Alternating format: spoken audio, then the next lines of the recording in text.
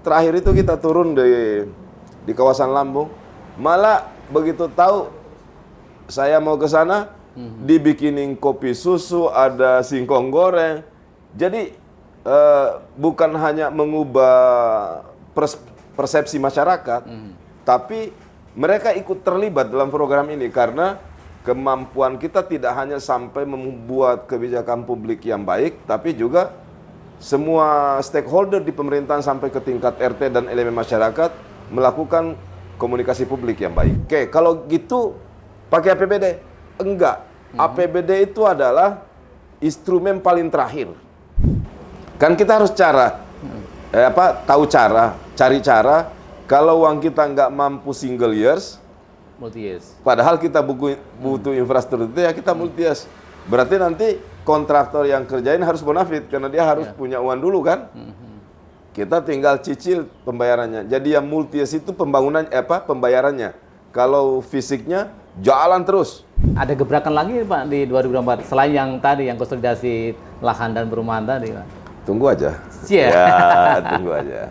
Kan nggak enak ngomong sekarang kan, nanti omongannya irit tapi hasilnya maksimum ya. Jadi bicaranya minimal tapi buktinya yang maksimal. Mohon doanya aja. Ya.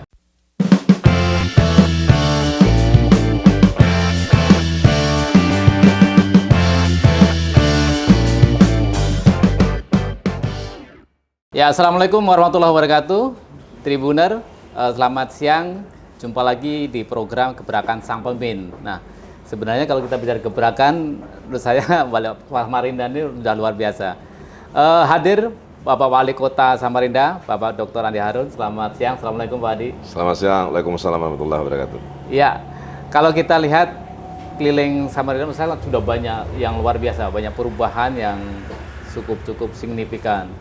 Karangmumus yang dulu dianggap sebagai kawasan kumuh sekarang sudah menjadi kawasan yang cukup indah.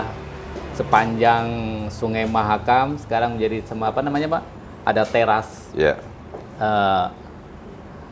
Mungkin Pak, kita bicara yang ke depan, 5 tahun ke depan, apakah ini akan dilanjutkan atau mungkin ada suatu gebrakan lagi Pak Andi Harun? 3 program prioritas akan kita pastikan berlanjut. Pertama adalah pengendalian banjir dan pembangunan infrastruktur yang berkelanjutan. Yang kedua, penataan kota. Ya. Dan yang ketiga, pembangunan ekonomi. 3 payung besar ini akan berlanjut. Dalam soal tata kota akan ada beberapa hal yang kita tambahkan.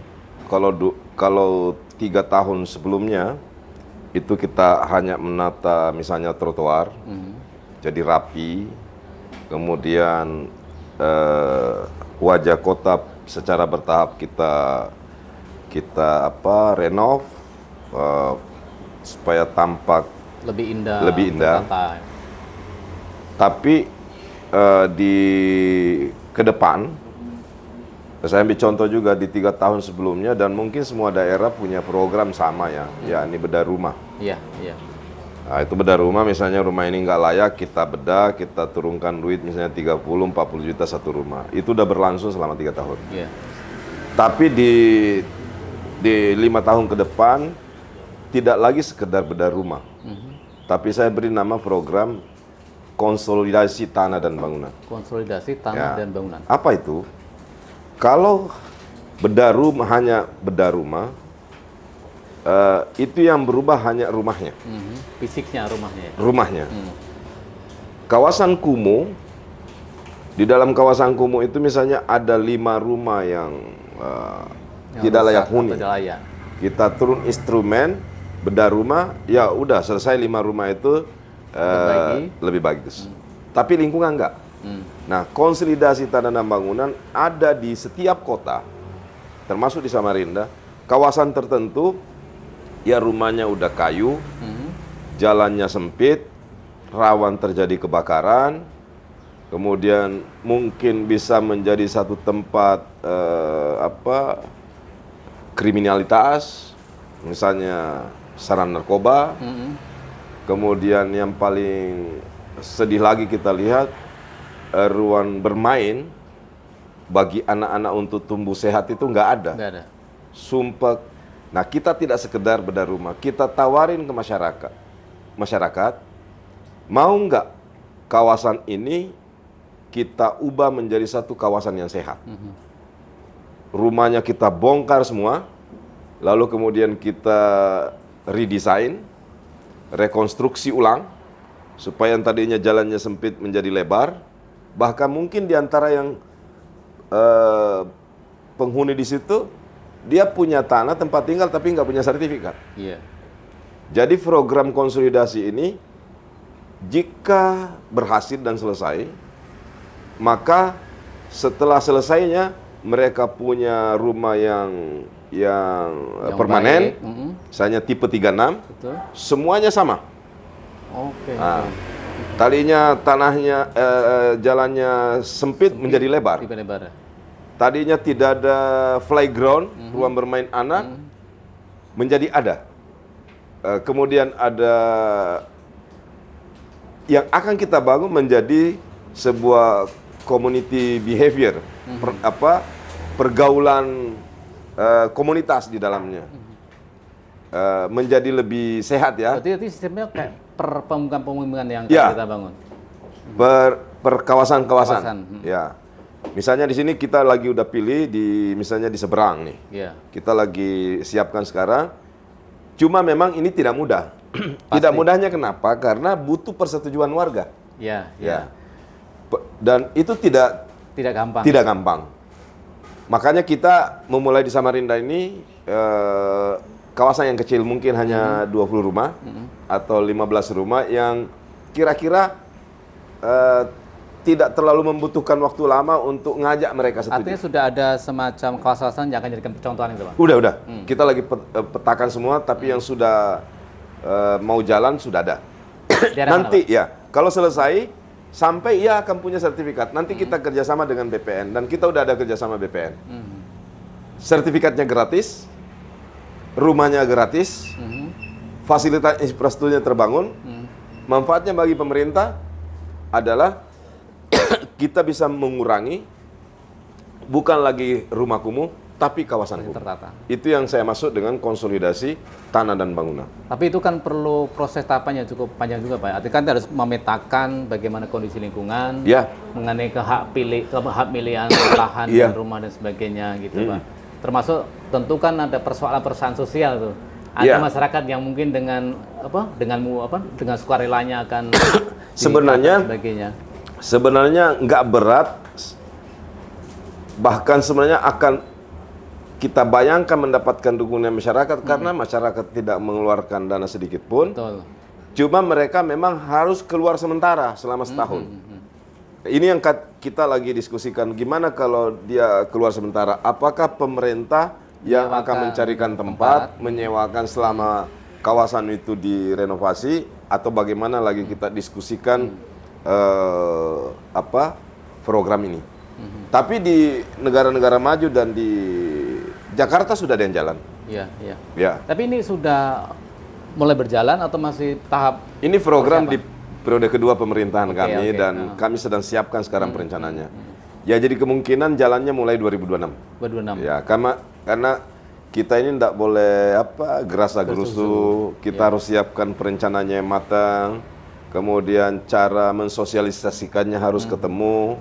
Komunikasi sosialnya dengan masyarakat setempat kita juga bikin sistemnya dengan Ya. baik. Tahap awal, Pak, mungkin sudah ada rencana berapa wilayah atau biar kita mungkin dapat gambaran juga Ya, kemarin kami rapat, kita lagi memilah untuk 2006 kita akan coba sekitar 4 kawasan. 4 kawasan. Ya, 4 kawasan. Nah, sebenarnya kan kalau berdasarkan pengalaman kan Pak Wali kan cukup berhasil ya, misalkan menata kawasan Karangmus yang dulu juga cukup susah Ya, juga itu, susah. memindahkan Ya. warga juga susah. Tapi kan sekarang kan cukup berhasil, Ya. menata pasar juga cukup berhasil. Ya. Apakah itu menjadi sebuah contoh yang nantinya juga akan diimplementasikan di Iya, kami menyadari bahwa program itu sebenarnya setidaknya ada 2 ya yang harus kita ini sebagai kepala daerah atau pejabat pemerintahan. Ada 2 yang harus kita jamin. Pertama, kebijakannya harus bagus. ya. Yang kedua, Jadi kebijakan publiknya harus bagus, artinya bermanfaat. Masyarakat tidak dirugikan lah ya intinya. Yang kedua, komunikasi publiknya juga harus bagus. Nah, Ya. itu yang terpenting. Itu yang penting. Ya. Kalau dulu orang mau menata kawasan Karamumus, masyarakat itu sampai demo, ada yang bawa parang, ada yang protes, sampai gagal kan beberapa tahun. Kali, ya. Tapi karena komunikasi publik kita perbaiki, tidak hanya dari wali kota, tapi dinas, tokoh masyarakat juga ya. dinas, camat, lurah sampai ketua RT. Nah, distribusi komunikasi publik yang baik inilah yang membuat hari ini kalau ada penataan Karamumus, itu bukannya protes, malah dia sambut dengan spanduk. Saya Siap-siap menyaksikan langsung ke lapangan.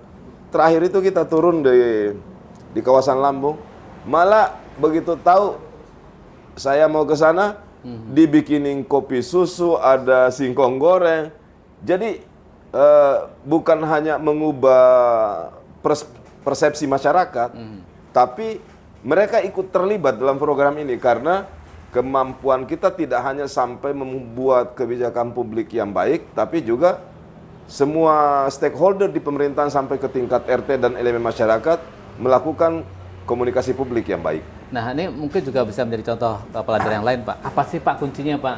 Karena kan kita susah ya, orang kalau sudah ngotot itu kan, apa kunci, Pak Wali, sehingga bisa mendalami atau saya menyelami apa Ya, yang saya sih masyarakat sebenarnya itu?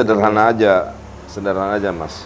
Pertama, saya yakini kalau kita tulus membuat program ini untuk masyarakat, saya yakin sisanya insya Allah Tuhan yang bantu kita. Ya. Tapi kalau hanya sekedar pencitraan, popularitas, ya itu nggak akan berhasil. Ya. Tapi kalau kita tulus, kita tunjukin betul-betul bahwa ini memang untuk orang banyak, maka sebagai orang beriman saya yakin Tuhan akan bantu kita melalui bantuan masyarakat, bantuan ketua-ketua RT, bantuan tokoh-tokoh, dan itu yang kami rasakan di Samarinda. Iya, karena keberhasilan pemerintah itu kan pola partisipasi masyarakat. Betul ya, intinya, betul. Kan? Nah, kembali kalau yang program tadi, Pak, program sudah ada, mungkin daerah wilayah yang akan menjadi target tahap awal sudah ada. Ya. Langkah selanjutnya apa? Kan tentu ini butuh biaya, butuh pemahaman masyarakat, butuh mungkin relokasi dulu dan sebagainya. Ya, program konsolidasi tanah dan bangunan ini tidak hanya nanti pemerintah memakai dana APBD. Kita akan ajak dunia swasta. Mungkin dunia swastanya mau masuk, Pak Wali, kami yang masuk di sektor penataan kabelnya. Betul, ya. ya. Pak Wali, kami yang masuk di sektor flygroundnya. Atau membangun taman-tamannya. Atau membangun gitu ya. taman-tamannya. Oke. Nanti kita keroyokan ya, keroyokan dengan dunia swasta. Mungkin ada yang akan menyediakan fasilitas air bersihnya.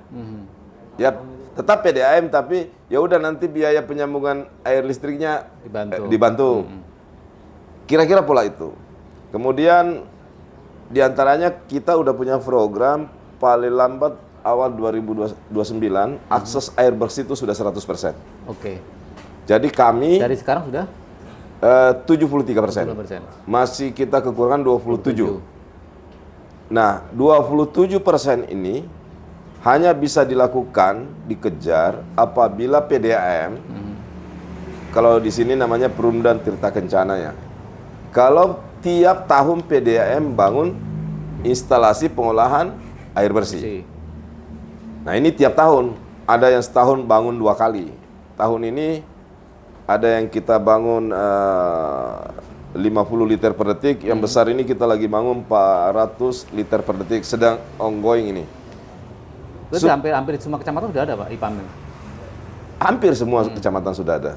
Ya, kita tidak mau menyalahkan masa lalu karena nggak ada faedahnya. Iya, betul. Dulu pembangunan IPA itu hanya berdasarkan kepemilikan tanah PDAM. Jadi ada kawasan yang airnya surplus, ada kawasan yang akhirnya di masa-masa sekarang kurang.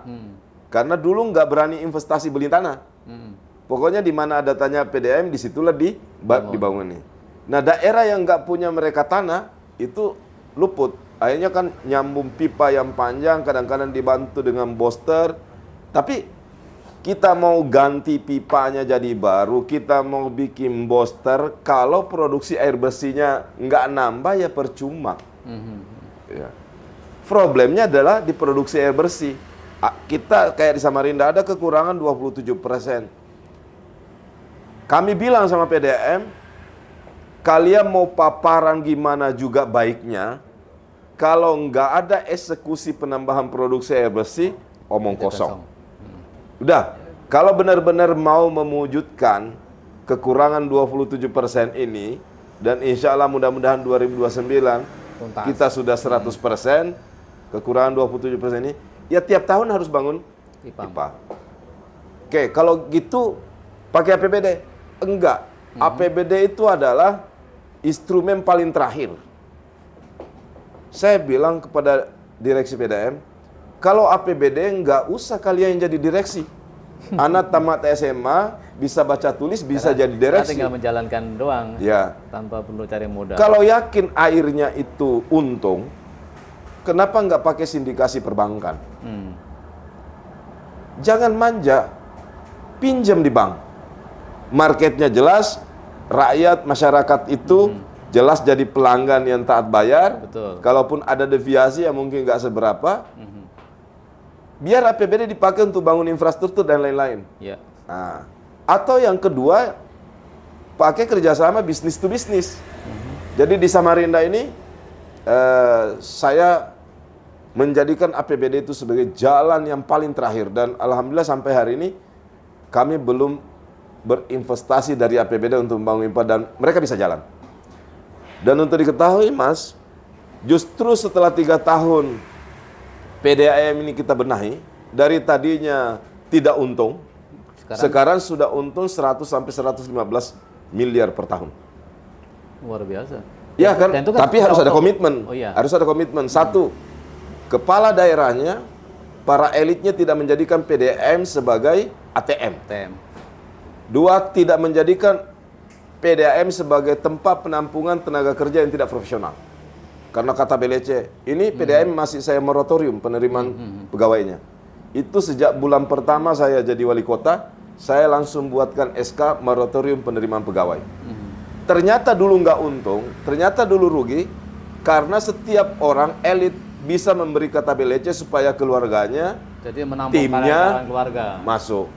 Itulah yang membebani PDAM, kos operasionalnya sangat tinggi. Nah sekarang Alhamdulillah, setelah kita berkomitmen begitu semuanya, kita bisa buktikan bahwa PDAM untung. Iya, iya. Relatif pelayanannya juga semakin membaik. Tidak sempurna memang, karena sesuatu yang bertahun-tahun kelemahan kita, ya nggak mungkinlah kita bisa benahi dalam setahun 2 tahun. Iya. Tapi yang kita pastikan, kita terus berusaha untuk memperbaiki kualitas pelayanan kita. Bahwa belum sempurna, iya. Iya. Nah, Tapi jadi kan- itu. Tapi kan sebenarnya kan keunggulan PDAM Samarinda kan karena sumber bakunya cukup lebih bahkan ya. Iya, sumber air kita nggak kurang, Mahakam ini melimpah. Yang kurang itu adalah industri pengolahannya, IPA-nya. Intake-nya, IPA-nya yang kurang. Bahan bakunya ada, tapi mengolah dari bahan baku menjadi air bersih, itu yang kurang. Sehingga saya wajibkan mereka membuat bisnis plan setiap tahun bangun Harus bangun IPA. Kalau dari 27% Pak, itu karena masih butuh berapa IPAM lagi itu Pak?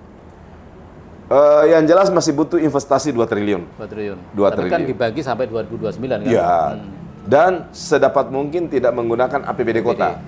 Nanti berjuang ke provinsi, mudah-mudahan dapat Bank QU misalnya, atau mungkin berjuang ke pusat, atau kerjasama dengan pihak ketiga, bisnis to bisnis, atau PDAM sendiri investasi dalam bentuk memakai pembiayaan sindikasi perbankan. Pak, ini menarik juga bahwa salah satu pembangunan infrastruktur kan adalah membangun terowongan Selili itu Pak. Ya, Ide awalnya seperti apa itu Pak?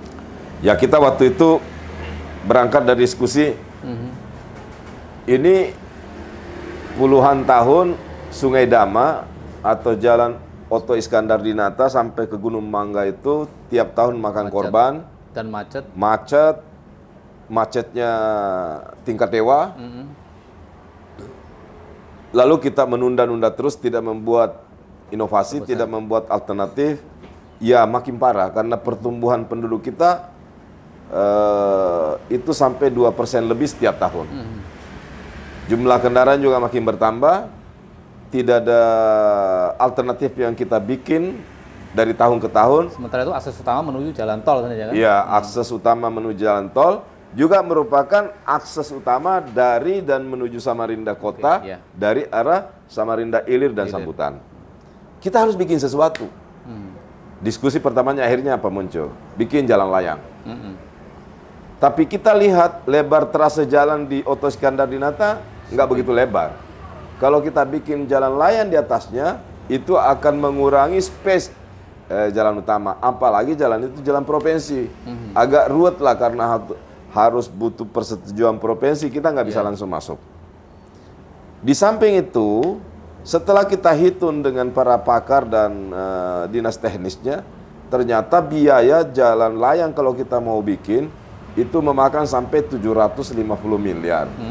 Waduh, gede banget. Lalu kita konsultasi ke Kementerian PUPR. Nah, setelah dihitung dibandingkan antara kita bikin jalan layang dengan bikin terowongan, jauh lebih hemat kalau terowongan. Ketemulah angka di terowongan itu kira-kira 400 miliaran.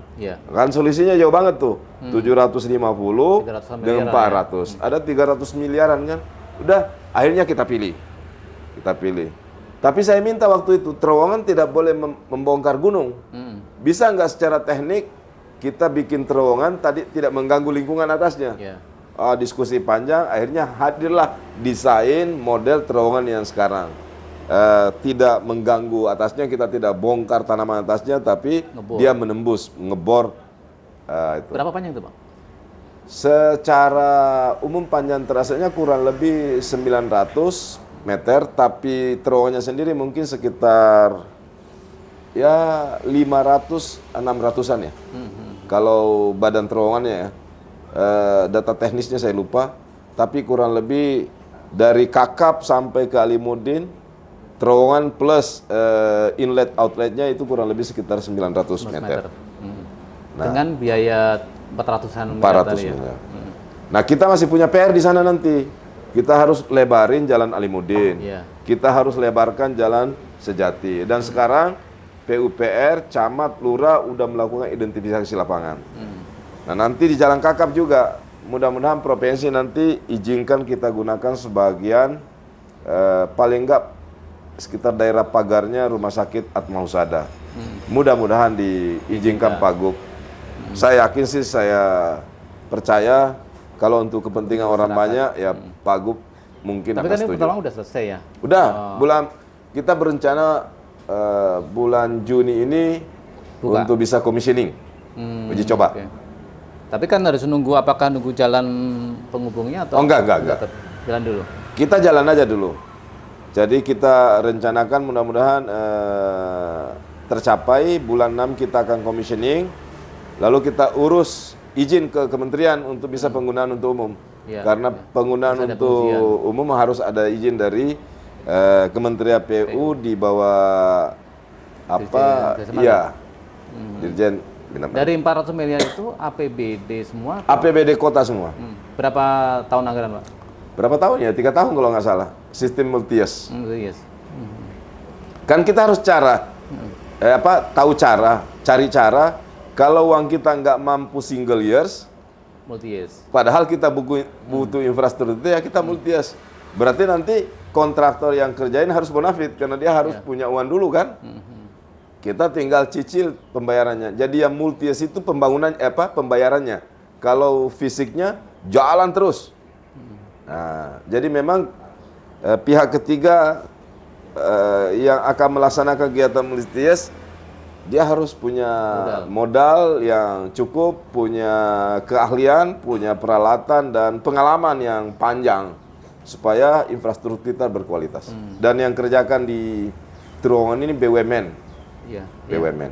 Dan sebenarnya kan gini, ini kan kali pertama di Kalimantan dan tiba-tiba Wapres pun pengen melihat meninjau langsung, itu kan sesuatu yang sebenarnya udah gaungnya sampai nasional juga itu. Iya, itu juga kami nggak nyangka. Jadi 1 hari sebelum kedatangan beliau baru kita dapat confirm tuh. Pak Gibran mau datang, Pak Wapres mau datang, Mas Gibran Rakabuming mau datang untuk meninjau cek kesehatan gratis. Ternyata ada juga agendanya ninjau terowongan.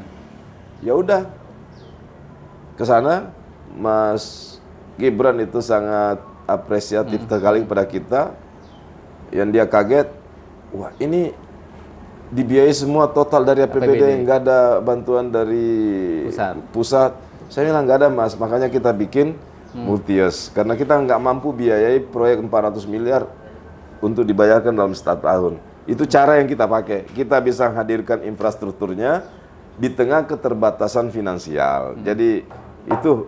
Ya, menurut saya gini, ini proyek didanai oleh APBD sendiri.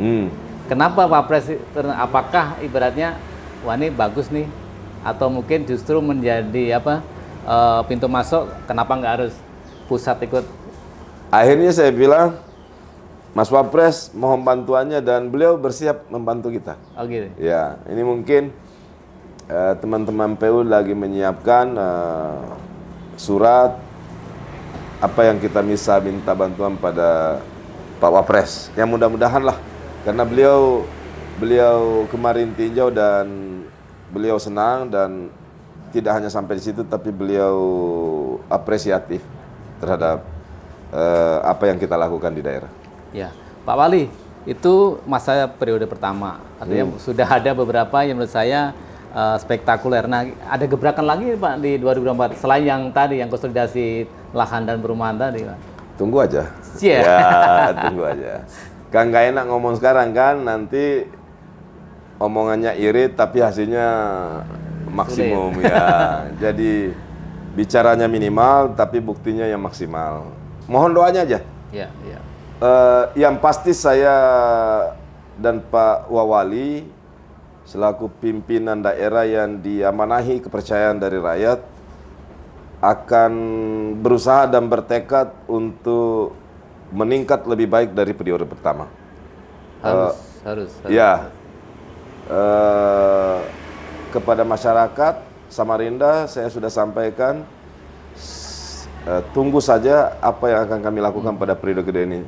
Tapi clue-nya adalah kami akan berusaha 2 kali lebih baik dari periode pertama. Sekali aja udah luar biasa, berarti 2 kali luar biasa. Ya, karena PR kita memang masih banyak. Iya, iya.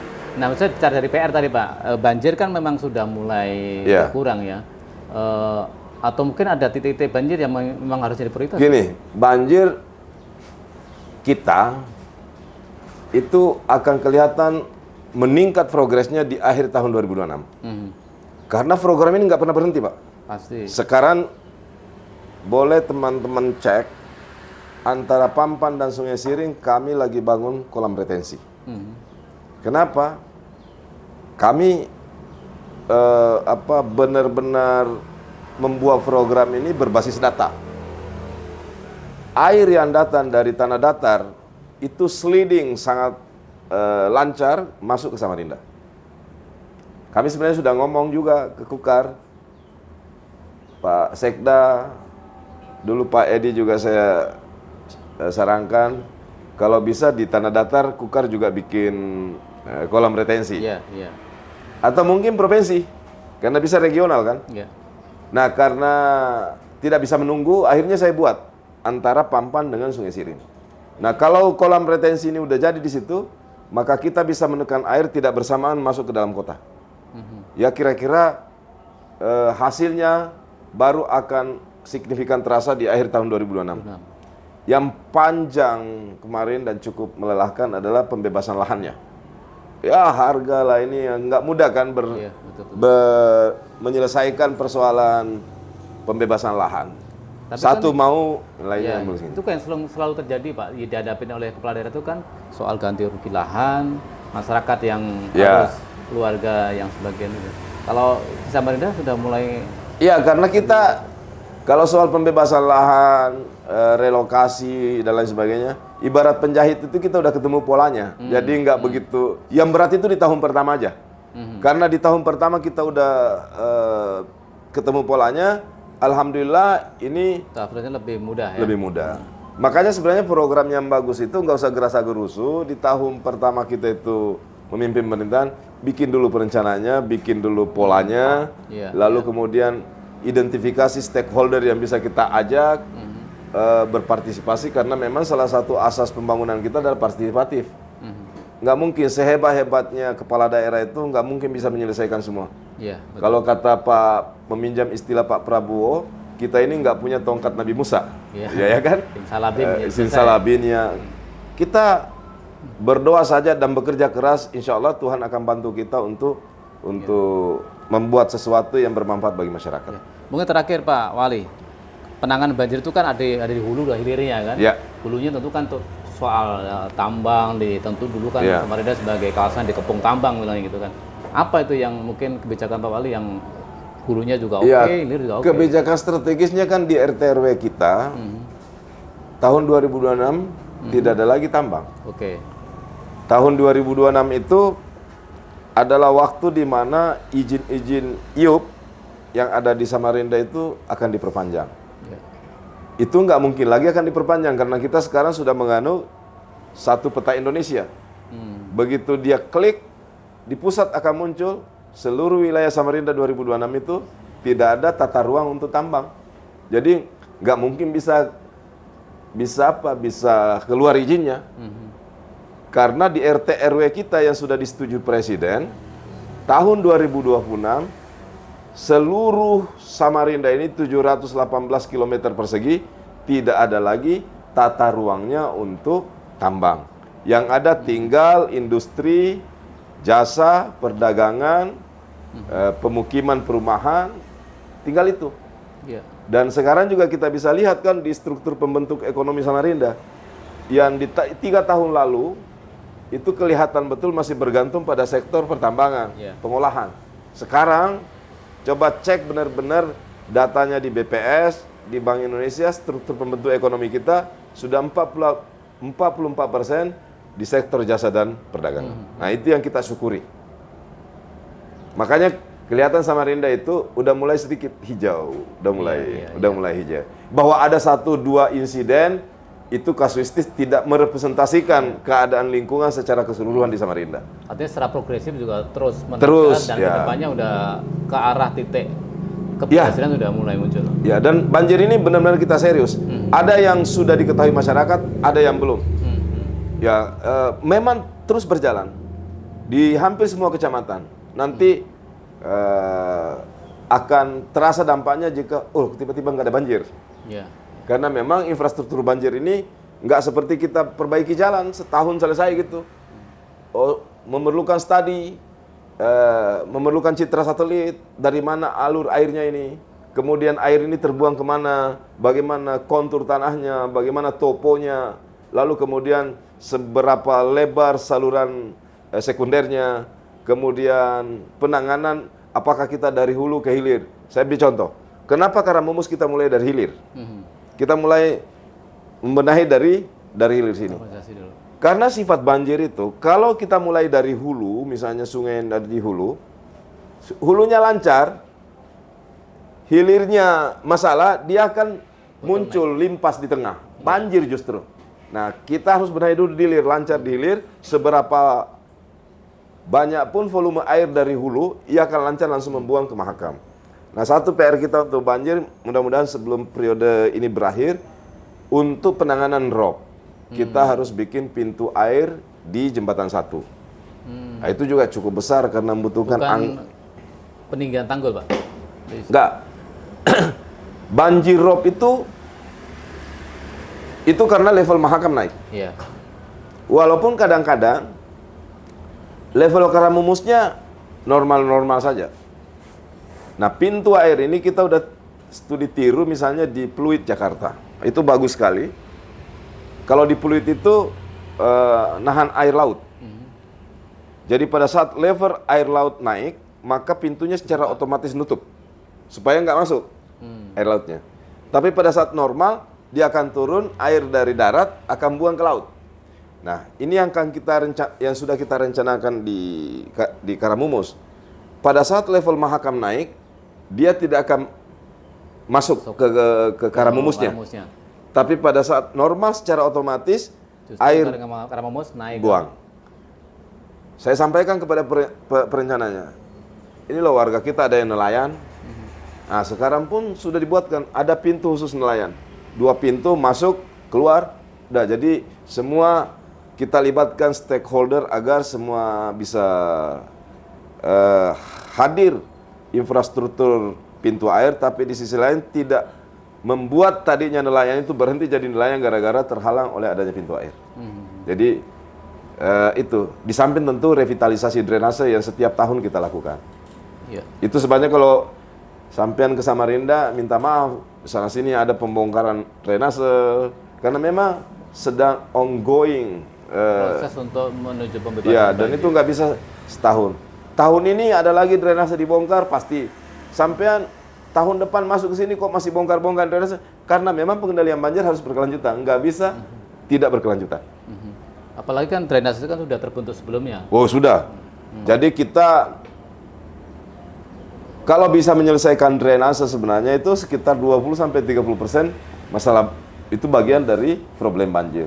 Selama ini kan bertahun-tahun kita nggak pelihara. Sedimentasi, lumpur, belum lagi jadi tempat sampah, belum lagi kapasitasnya, belasan tahun, puluhan tahun, drainasenya nggak pernah kita tambah lebar, tambah tinggi, tambah dalam, sementara produksi air limbah terus bertambah. Ya, kita harus revitalisasi. Revitalisasi bisa jadi dalam bentuk, oh ini nggak perlu dilebarkan karena udah cukup, tapi sedimentasinya kita pelihara. Kadang-kadang kita pelihara, tahun ini kita angkat, tapi setelah itu kita tinggal. Ini harus peliharanya berkelanjutan. Kalau kita tinggal, maka dia akan segera dalam waktu cepat akan tertimbul lagi lumpur-lumpur yang ada di dalamnya. Tapi ada juga mungkin kita lihat, oh ini paritnya drainasenya udah nggak bisa nampung ini. Ini harus kita bongkar, kita ganti. Ya itu yang sekarang kita lakukan. Ada drainase yang kita anggap cukup, ada drainase yang memang tidak bisa, kita harus bongkar karena kapasitasnya, daya tampung volumenya udah sangat tidak memadai. Dan tentunya juga persoalan kota kan semakin maju, semakin berkembang juga tentu semakin banyak juga persoalan kota ini, Pak. Baik, ya Apalagi yang pertumbuhan penduduk di Samarinda kan juga semakin. Oh iya, kita itu sekitar 2-2,7% laju pertumbuhan penduduk tiap tahun. Tentu kalau penduduk terus bertambah, kebutuhan lahan makin bertambah. Iya. Kebutuhan air bersih makin bertambah, kebutuhan pangan makin bertambah. Akses jalan harus bertambah juga. Akses jalan makin bertambah, kebutuhan fasilitas infrastruktur dan layanan sosial makin bertambah. Ini yang kami selalu diskusikan di internal. Kita nggak boleh statis karena keadaan luar terus bertambah. Dinamis. Ya, dinamis. Sehingga kita harus selalu beradaptasi terhadap seluruh perkembangan dan dinamika di sekitar kita. Iya, betul, Pak. Saya pikir itu kota terus berkembang, dinamika terus maju, tapi progresif ini kan terus maju, Pak. Dan saya tunggu juga Pak, gebrakan Pak Andi Harun memimpin Samarinda 4 tahun ke depan, kan udah hampir. Ya, mudah-mudahan, mohon doanya aja. Lagi yang clue-clue tadi yang akan disegerakan. Insya Allah. Diluncurkan. Kita tunggu Pak gebrakannya Pak. Terima kasih loh Tribun udah datang ke terima mari. kasih sekali lagi Tribuner, sekali lagi clue-clue yang tadi sampaikan Pak Wali kira-kira saya juga masih penasaran. Tapi tentunya yang terpenting adalah bagaimana Samarinda sebagai Buta Permisi semakin maju, masyarakat merasa nyaman tentunya Pak. Jalan semakin lancar, mulus, terutama Sungai Dama menjadi ikon Samarinda sekarang lagi sebagai kawasan yang cukup indah. Terima kasih Pak. Terima kasih. Atas waktunya. Banyak informasi yang kita dapat. Kurang lebihnya mohon maaf. Wassalamualaikum warahmatullahi wabarakatuh. Waalaikumsalam warahmatullahi wabarakatuh. Download Tribun X sekarang. Menghadirkan lokal menjadi Indonesia.